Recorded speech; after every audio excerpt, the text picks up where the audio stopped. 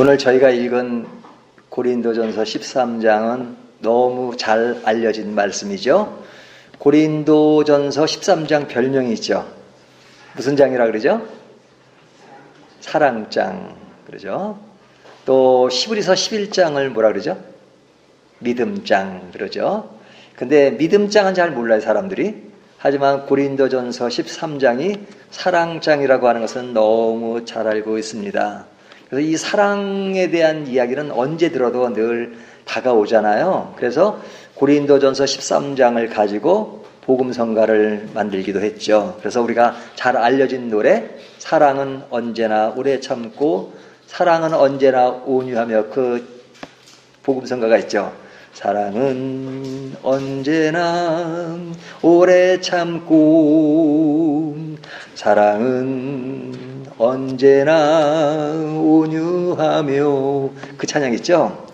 옛날 목사님들은 부흥회 할 때마다 이렇게 가끔 설교 중에 찬송도 하고 그러는데 아마 제가 처음 하지 않았나 싶습니다.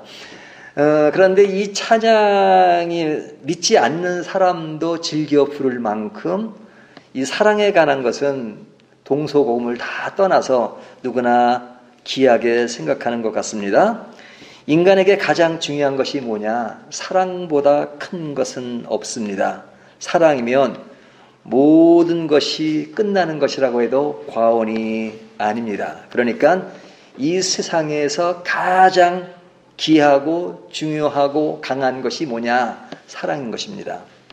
제가 오늘 제목을요, 뭐라고 했냐면 사랑이 였던 것을 그렇게 정했는데요. 실제로 이런 제목을 정하고 싶었어요. 사랑의 무기. 그러니까 무기라는 말과 사랑은 조금 대비가 되죠. 그렇죠? 무기라는 말은 전쟁 용어잖아요. 그런데 사랑은 전쟁 용어가 아니니까 좀 어울리지 않는 것 같은데 왜 사랑의 무기라는 제목을 생각해 보았을까? 무기는 힘을 상징하죠. 그래서 가장 큰 무기가 무엇일까? 뭐 핵을 얘기하기도 하지만 사실 핵보다도 더 강한 것은 사랑이다. 그래서 사랑의 무기라는 제목을 생각해 보았습니다. 근데 이 사랑은 진짜 힘있고 강하고 귀하고 중요한 것이죠. 그래서 사람들은 그것을 이론적으로 말하지 않아도 그 사랑이 얼마나 귀하다는 것을 무의식적으로 알기 때문에 사랑이란 말을 가장 많이 쓰고 많이 이야기하고 또 그 이야기가 나올 때는 지겨워하지 않고 지루해하지 않고 늘 그것을 마음에 담고 있습니다. 그래서 성경에도 사랑이라는 단어가 제일 많이 나옵니다. 이제 우리나라 말로는 사랑이란 말을 쓰지만 이 헬라어에서는 이 사랑을 구분해서 써요. 세 가지로 구분해 쓰는데 첫째는 아가페. 하나님이 주시는 일방적인 사랑을 아가페라고 합니다. 아가페적인 사랑 그러죠. 또 우정적인 사랑을 필레오라고 말합니다. 우정적인 사랑. 뭐 이 사랑도 귀하죠. 아가페 사랑은 하나님만 주실 수 있는 사랑이지만 인간 간의 사랑은 이 필레오라는 사랑으로 나눕니다. 연인들 간의 사랑, 이것을 에로스 사랑이라고 하는데요. 성경은 앞에 두 개, 아가페 사랑과 필레오 사랑을 주로 언급하고 있습니다. 그러니까 성경을 보나 또 다른 어떤 것을 보아도 늘 인간 사는 곳에는 사랑이라는 단어가 떠나지 않습니다. 우리에게도 사랑이란 말은 또 반복하고 반복해도 아름답게 들리는 거죠. 근데 이제 오늘 저희가 읽은 이 고린도전서 13장에는 사랑장이라고 하는데 이 사랑장이 사랑의 얘기만 쭉 하는 것이 아니라 어떤 문맥에서 사랑이란 말이 나옵니다. 그 문맥이 뭐냐면 은사라는 것입니다. 은사. 우리가 신앙생활하면서 그런 얘기 하잖아요. 어떤 은사를 가지고 계십니까? 그러죠. 은사. 근데 이제 은사는 여러 가지가 있습니다. 지식의 은사 뭐 등등 많은데 이 고린도 교회 사람들은 상당히 어떤 경험적인 것, 체험적인 것을 중요하게 생각했습니다. 그래서 오늘날도 은사하면 대체적으로 뭘 얘기하죠? 은사하면 은사가 있다 그러면 뭘 얘기하죠? 방언, 그렇죠? 방언의 은사, 뭐 예언의 은사, 뭐 이런 얘기를 많이 하잖아요. 사실은 은사 중에서 그것도 한 부분이고 그 외에 많은 은사가 있음에도 불구하고 은사하면 그냥 방언을 생각한단 말이죠. 예언, 또 뭐 좀 더 나가면 병 고치는 은사, 그죠? 저분은 말씀의 은사가 있다. 이런 말은 잘 안 해요. 병 고치는 은사, 방언의 은사, 뭐 예언의 은사, 이런 말들을 합니다. 그런데 고린도전서를 보면 고린도 교회 신도들은 특별히 방언 같은 것을 굉장히 중요하게 생각했습니다.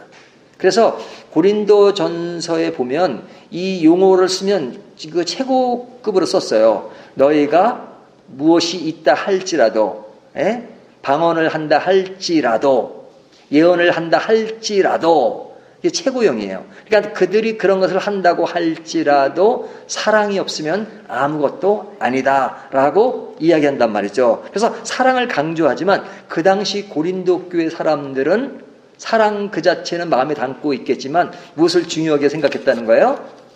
은사를 굉장히 중요하게 생각했다는 것이죠. 그러니까 사도 바울은 지금 은사와 사랑을 비교하면서 지금 사랑을 설명하는 겁니다. 근데 너희가 은사를 중요하게 생각하지만 은사보다 중요한 것은 사랑이다. 그 얘기를 하고 싶은 거예요.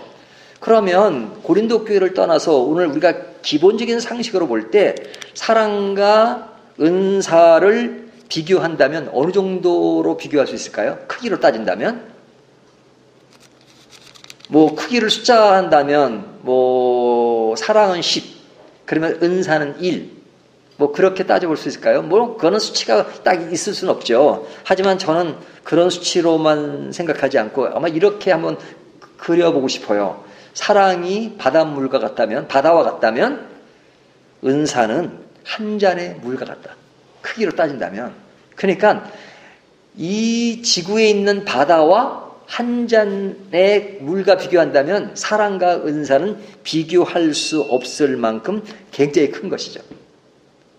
그러니까 사랑이 주가 되는 겁니다. 사랑은 은사를 위해 있는 것이 아닙니다. 은사가 사랑을 위해 있는 것이죠. 사랑은 본질이라면 은사는 just 기능이에요. 기능. 그러니까 이 기능이 그것도 한 분야의 기능이에요. 은사가 다양하니까 한 기능이 본질인 사랑을 능가할 수 없는 것이죠. 하지만 은사는 눈에 보이는 것이니까 사람들이 그 은사가 최고인 줄 알고 그냥 은사가 있으면 최고의 신앙의 길을 간다고 생각했어요.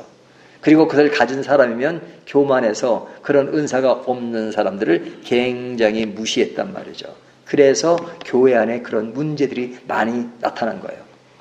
그러니까 은사가 교회에 유익을 위해서 있는데 그것이 하나의 분쟁의 원인이 되니까 사도 바울이 지금 쭉 이야기하면서 너희가 무슨 은사를 가졌다고 뭘 이야기하느냐. 은사 좋은 거야. 하지만 은사는 싸우려고 있는 것이 아니지 않느냐. 근데 너희들은 계속 싸우고 있지 않느냐.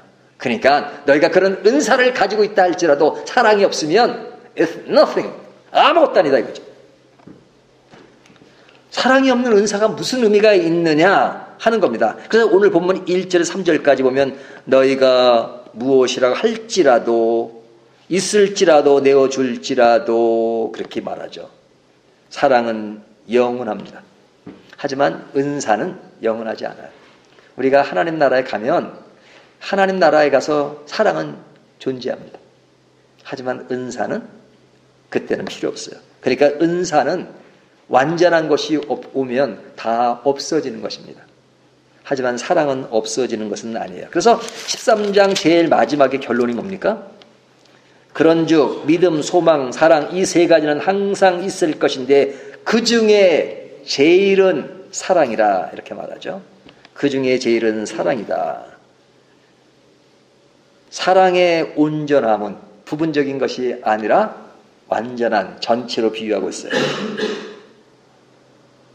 그리고 그 사랑의 온전함 속에서 부분적인 것을 사람들은 느끼며 살지만 그 부분적인 것도 온전함에서 보면 어떨 때는 사랑이 아닌 것처럼 보이지만 그것이 사랑이다 하는 것도 얘기합니다. 그러니까 사랑의 범주를 굉장히 크게 다루는 것이에요. 그 사람들이 왜 싸워요? 사랑의 전체를, 온전함을 보지 못하니까 부분적으로 자기들이 겪는 것만 생각해요. 그러니까 작은 영역에서 근시안적인 시각을 가지고 보니까 싸우는 거예요. 사랑이 뭔지를 모르니까. 그래서 이 사랑에 대한 얘기는 참 할 말이 많아요. 제가 오늘 설교를 위해서 옛날에 제가 고린도전서 13장에 관해서 설교를 뭐라고 했는가라고 제가 이제 원고들을 한번 찾아봤습니다. 제가 원고를 잘 정리하는 스타일이 아니기 때문에 그냥 어떻게 일부러 막 찾은 게 아니라 이제 고린도전서 부분을 보니까 제가 지금부터 한 10년 전에 설교를 했더라고요. 근데 그 제목이 뭐냐면 사랑의 마지막 선물. 근데 제가 이제 보통 설교 원고를 쓰면요, A4 용지 한 2장은 써요. 요약하고 핵심만 쓰는데도. 근데 딱 그때 그때 원고가 이건데 딱 한 장이더라고요. 내가 A4 용지 한 장으로 원고를 쓰는 적은 거의 없는데 왜 한 장으로 썼을까라고 쭉 읽어보다 보니까 그때 생각이 나더라고요. 제가 삼성동에 있는 중앙교회 있을 때 그때 설교를 했는데 그때 제가 아니라 저에게 무슨 일이 있었냐면 저희 아버지가 돌아가셨어요. 저희 아버지가 이제 91세로 돌아가셨는데 그때 장례식이 아마 주일이 끼었습니다. 그러니까 아마 토요일 날 그 장례식을 시작하고 그리고 중간에 주일이 끼니까 제가 주일 날은 교회 와서 설교를 했어요. 그리고 월요일 날 이제 마지막 그 순서를 마쳤는데 그때 제가 설교를 한 내용이 고린도전서 13장이었더라. 그거 온 거예요. 그러니까 아버지가 돌아가시고 그 중간에 하루는 제가 주일날 와서 설교하는 그때 교인들은 아이고 목사님 그 설교는 그냥 힘든 상황이니까 그냥 다른 분 설교하시면 어떨까요? 했는데 아닙니다. 제가 하루는 그냥 설교하겠습니다 하고 그때 설교했던 기억이 생생하게 이 원고를 보면서 나더라고요. 그래서 그때 제가 설교했던 내용을 보면서 아버지 생각도 나고 그때 상황이 많이 생각이 나더라고요. 그래서 그때 내용을 좀 이야기해 보려고 합니다. 그때 설교했던 내용이 뭐였냐면 이 세상에는 온전한 것과 부분적인 것이 있다. 근데 온전한 것은 완성품이죠. 완성품. 하지만 온전하지 못한 것은 미완성품입니다. 그러니까 미완성된 것은 이것이 이거라고 단정할 수 없죠. 아직 미완성이니까. 그렇죠? 그래서 제가 이런 얘기를 하잖아요. 사람이 자서전 같은 거 쓸 때, 살아있을 때 쓰지만 전기를 쓸 때는 그 사람이 살아있을 때 쓰는 것이 아니라 그 사람이 돌아간 다음에 전기를 쓰는 것이 맞다라는 얘기를 한다. 맞다라는 얘기보다 그런 것이 더 객관성이 있을 수 있다라고 말하는 이유가 뭐냐면 그 사람이 죽기 전까지는 그의 말년이 어떻게 될지를 모르잖아요. 지금까지는 잘 살아왔지만 말년이 나빠질 수도 있고 그러니까 인생을 다 살아보고 나서 이 사람의 삶은 이러했다라고 평가할 수 있죠. 그러니까 미완성품일 때는 완성 작품으로 만드는 것은 모순이 있단 말이죠.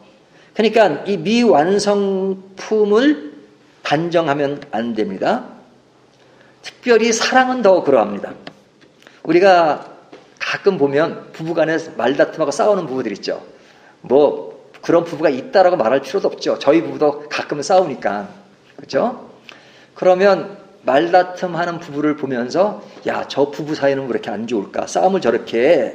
그리고 저 사람은 지금 싸우고 있는 장면을 부부싸움하는 장면을 목격하니까 저 사람은 부부 사이가 아주 안 좋아라고 단정하면 그것이 맞습니까? 틀립니까? 맞을 확률도 있지만 틀릴 확률도 많죠. 예? 그때는 싸우고 있지만 그 앞뒤 문맥을 보면 굉장히 부부애가 좋은 사람이에요. 하지만 어떤 일이 하나 생겨가지고 지금 그거 가지고 말다툼을 하는 거예요. 하지만 그 중간에 말다툼 하는 것을 보고 저 부부는 부부 사이가 좋지 않아라고 말하면 전체를 보지 못하고 단정 지어서 생각하는 거죠. 오보하는 거죠. 그러니까 옛날에 이런 말 있잖아요. 선무당이 사람을 잡는다고. 선무당이 사람 잡는 이유가 뭐냐면 앞뒤 문맥을 잘 모르고 하나 하는 것을 가지고 전체를 평가하는 거죠.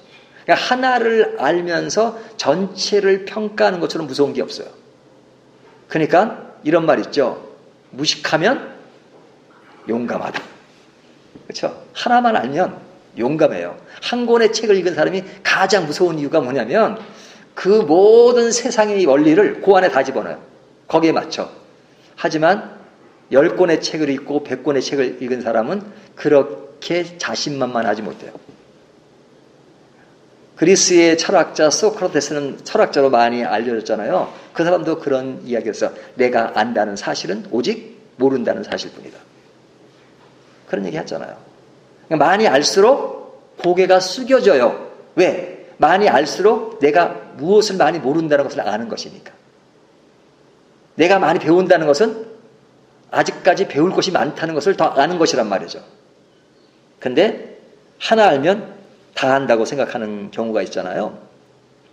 자, 그런 맥락에서 이 고린도서 13장은 사랑장으로 유명한데 그 사랑에 있어서 지금 이 은사와 비교하면서 사랑의 크기를 이야기합니다. 사랑의 크기를. 그러니까 사랑의 크기를 이렇게 물리적으로 얘기할 수는 없잖아요. 사랑이 뭐 이렇게 크기를 잴 수 있는 것이 아니고 어떤 그 눈에 보이지 않는 하나의 그냥 그 상상 속에서 크기를 말하는 것이니까요. 그러니까 그것을 어떻게 얘기하냐면 은사는 폐하여지는 것이다. 없어지는 것이다. 하지만 사랑은 영원한 것이고 온전한 것이고 그리고 전체로 보면 그 안에서 확실하게 무엇인지 보일 수 있는 것이다. 하지만 부분적인 것들을 보는 사람은 그것이 전부인 것 같지만 그러나 온전한 것이 올 때는 그 부분적인 것이 이런 문맥에서 부분적이었구나라는 것을 알게 된다는 것을 이야기하죠.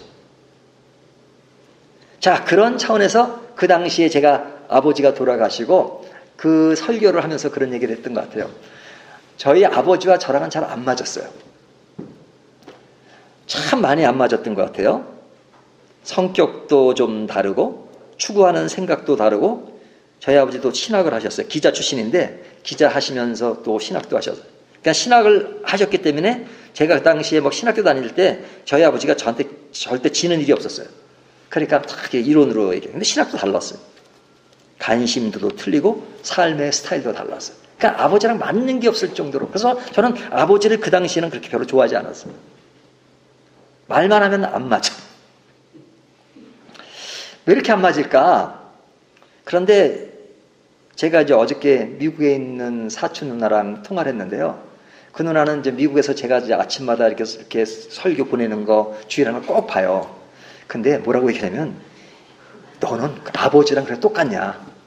목소리도 똑같고 이렇게 액션도 하나 똑같고 그냥 아버지 살아계실 때 모습을 그대로 보는 것 같다 이렇게 얘기해요. 그래서 저는 아버지랑 그렇게 안 맞다고 생각하는데 어떨 땐 제가 봐도 옛날엔 그걸 몰랐는데 지금 보면은 야 아버지 모습을 제가 저 모습을 봐도 저희 아버지도 이렇게 그 목소리나 또 목소리 억양 같은 것도 저런 톤이었는데 어느새 나도 아버지랑 똑같이 가고 있더라고요. 그 유전자라는 게 굉장히 무서운 것 같아요. 근데 뭐 지금은 좀 그런데 그때까지만 봐도 아버지랑은 너무너무 다르다 이런 생각했어요. 근데 그런 아버지와 저와 관계 속에서 제가 아버지 앞에서 딱 2번을 울었던 것 같아요. 뭐 어렸을 때 뭐 자주 울었겠지만 제가 기억하는 범주에서 아버지와 저 사이에 제가 아버지와 대면하면서 울었던 장면이 2번인데 첫 번째는 제가 영국으로 유학을 갈 때 이제 아버지와 식구들이 나왔잖아요. 근데 이제 제가 이제 공항에서 안으로 들어갈 때 아버지가 저를 꽉 안아주시더라고요. 딱 안아줘. 잘 가라. 그리고 공부 열심히 하고 와라. 딱 안아주는데 그때 굉장히 눈물이 나더라고요. 그래서 그때 눈물이 울컥하면서 공항 안으로 들어가면서 제가 막 계속 울었던 것 같아요. 눈물을 흘리고 울었어요.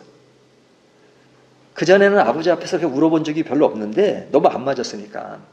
근데 그때 아버지가 딱 안아주면서 뭐 저희 아버지가 굉장히 어떤 서구적인 마인드를 가지고 계셨고 이렇게 튀신 분이겠지만 그래도 이게 아들한테 그렇게 잘 안아주고 그러진 않으셨어요. 근데 그때 공항에 들어갈 때 꽉 안아주시면서 다정한 말로 그렇게 잘 갔다 와라. 근데 제가 엄청 울었어요. 그게 감격이 됐나 봐요. 그리고 2번째 울 때가 이때 아버지가 돌아가실 때 울었어요. 저희 아버지 돌아가시는 전날 제가 이제 아버지를 보았습니다. 근데 굉장히 건강하셨거든요. 91세지만 제가 좀 동안이라 그러잖아요. 제 나이로 안 보는데 저희 아버지도 뭐 굉장히 동안이셨어요. 60대도 저희 아버지는 40대로 봤으니까 사람들이. 근데 돌아가실 때까지도 건강하셨는데 돌아가기 조금 전에 조금은 좀 뭐 증세가 좀 있더라고요. 이렇게 좀 이렇게 뭐 아프거나 그러진 않는데 좀 더 쇠약해지는 그런 것이 있고 식사도 잘 못하시고 그러다가 이제 돌아가셨는데 그 전날 제가 뵀어요. 그리고 아버지랑 같이 이렇게 잠깐 이야기한 거인데 제가 그리고 집에 돌아오고 몇 시간 있다가 저희 어머니한테 전화가 왔더라고요. 돌아가셨다고. 그러니까 그때가 이제 아버지를 마지막으로 본 곳이죠. 그리고 이제 그 다음 날부터 장례식을 치르게 되는데 장례식을 치르면서 느끼는 것은 아버지와 안 맞았다는 생각이 어느 순간에 다 사라져버린 거예요. 다 나랑 아버지랑 그렇게 안 맞았는데 안 맞았다는 생각이 다 사라져버렸어요. 그리고 갑자기 사랑이란 단어가 생각나는 겁니다. 사랑이란 단어가 아버지는 나를 사랑했다. 나도 아버지를 사랑한다. 돌아가시면서 바로 하루 되는 날 아버지는 나를 사랑했다. 나도 아버지를 사랑한다. 아버지가 나에게 남겨준 마지막 선물은 사랑이며 신앙이다. 제가 3대 때 집안인데요. 저희 아버지는 제가 결혼하고 그 전까지 단 한 번도 가정 예배를 빠뜨린 적이 없으셨어요. 그러니까 한날 성경 한 장씩 읽어요. 그러니까 성경 한 장씩 읽으면 3년이면 이제 한 권이 돌아갑니다. 그리고 이제 저희 아버지가 그냥 이렇게 읽기만 해요. 읽기만 하고. 그리고 제가 이제 신학교를 다니니까 그때부터 네가 이 말씀에 대해서 좀 한마디 좀 할래? 그러셨어요. 그럼 제가 이제 이 말씀 보면 한마디 하고 그러긴 했죠. 근데 아버지가 돌아가시면서 느끼는 게 뭐냐면 그래 나랑 안 맞는 게 많았지만 아버지는 나에게 신앙을 남겨주셨어. 신앙을. 내가 지금까지 신앙생활을 하고 목사가 되고 한 것도 아버지가 나에게 신앙을 남겨준 그런 중요한 유산이 아니겠는가라는 생각이 들더라고요. 나에게 아버지는 많은 짐을 남기셨지만 그러나 마지막 선물은 모든 것을 담은 신앙과 사랑의 선물이었어요. 그러면 아버지가 돌아가시기 전에 아버지에게 느꼈던 그런 많은 안 좋은 감정들도 있었는데 돌아가시면서 왜 아버지에 대한 느낌이 달라졌을까? 그 생각을 했어요. 그 생각은 그 전까지는 사랑의 부분적인 것만 생각한 거예요. 부분적인 것만. 그냥 느꼈던 감정, 아버지의 관계. 하지만 이제는 아버지와 더 이상 이야기도 할 수 없고 볼 수도 없고. 그리고 남는 것은 아버지가 남겼던 이야기, 아버지가 나에게 베풀었던 그런 한순간순간이 다 모아지며 그것이 전체 문맥에서 다시 해석을 해보니까 그것은 아버지가 나에게 준 사랑이었구나. 사랑이었구나. 그 전체적인 사랑에서 보니까 그래 나랑 안 맞는 것도 사실은 안 맞았을 뿐이지 그것은 사랑이었어. 그러니까 온전한 것이 오면 부분적인 것들이 새롭게 해석되고 지금 너희가 부분적으로 보나 온전한 그때가 올 때는 그것이 완전한 것을 보게 될 것이라는 핵심이 고린도전서 13장이었잖아요. 아버지가 돌아가신 것은 완전한 세계의 전체는 아니지만 인생의 짧은 그 경험 속에서 그것에서도 내가 아버지의 사랑 가운데 부분적인 것을 보고 그곳에서 오는 감정이 있었지만 돌아가시면서 전체를 다시 한번 보니까 아버지가 그래도 나를 사랑했지. 나에게 신앙의 유산을 남겼지. 그런 문맥에서 다시 한번 보니까 그것은 사랑이었구나. 사랑이었구나. 그런 생각이 들더라고요. 그렇다면 하나님과 우리의 관계도 마찬가지겠죠. 하나님은 우리를 사랑하십니다. 우리를 태어날 때부터 우리의 인생을 마치기까지 사랑하셨고 인간 처음 만든 아담서부터 앞으로 태어날 모든 사람들에게 하나님은 사랑으로 다가오셨습니다. 그런데 그렇게 사랑을 베푸시는 하나님 앞에 인간들은 하나님을 원망하기도 하고 하나님을 믿지 않고 살아갈 때가 참 많잖아요. 하나님을 믿는다는 사람들마저도 고린도 교회처럼 안에서 인간에게 주어진 그 은사를 가지고 그것이 전부인 양 싸우는 그런 모습들이 있잖아요. 하지만 그런 싸움과 하나님의 사랑을 느끼지 못해요. 하나님 나를 사랑하신다면 나에게 왜 이런 고난을 주시나요? 고통을 주시나요? 그런 얘기를 하잖아요. 그래서 어떨 때는 하나님을 원망하기도 하고 하나님께 탄식을 토로하기도 하고 하나님이 왜 그러시냐고, 하나님 진짜 살아계시냐고 그렇게 말들을 하기도 합니다. 그 왜 그럴까요? 하나님의 사랑을 부분적으로 보니까. 하지만 우리가 하나님의 사랑을 부분적으로 보지 않고 하나님의 사랑을 온전히 전체로 볼 때는 우리가 부분적으로 볼 때 느꼈던 그 마음들을 다시 한번 해석을 하게 될 겁니다. 하나님이 끊임없이 우리를 사랑하셨다는 것을, 우리를 끔찍하게 사랑하셨다는 것을, 그 사랑, 온전한 사랑 속에서, 전체 사랑 속에서 부분적인 사랑의 의미를 다시 한번 느끼는 그날이 오겠죠. 우리는 아직까지는 부족한 부분이 있기 때문에 그 사랑을 온전히 느끼지 못하고 부분적으로 느낄 수 있습니다. 하지만 그럴 때마다 우리가 말씀으로, 아직까지는 그것이 내 감정적으로 클리어하게 들어오진 않지만 그러나 하나님의 사랑은 온전한 가운데서 볼 수 있다는 것을 다시 한번 생각하시면서 하나님의 온전한 사랑을 다시 한번 묵상하셨으면 좋겠어요. 고린도전서 13장 마지막에 그런즉 믿음, 소망, 사랑 이 세 가지는 항상 있을 것인데 그 중에 제일은 사랑이라. 하나님의 사랑, 넓은 사랑, 큰 사랑, 끝없는 사랑, 그 사랑 안에서 순간순간에 겪는 부분적인 사랑만을 보지 말고 그 사랑 가운데에서 그 작은 의미의 사랑을 다시 한번 해석한다면 하나님의 사랑이 얼마나 감격스러운가요? 나의 탄식과 나의 분노와 나의 그런 억울함을 토로하듯이 하는 그것들이 얼마나 부질없는 일인가 하는 것을 생각하지 않겠습니까? 여러분, 그런 문맥에서 우리 모두가 그런 넓은 사랑 안에서 작은 사랑을 다시 한번 조명해 봤으면 좋겠습니다. 그리고 하나님의 사랑도 그런 넓은 범주 안에서 우리의 사랑을 다시 한번 확인하면서 우리의 사랑을 보다 넓혀가는 저와 여러분이 되시기를 주님의 이름으로 축원합니다.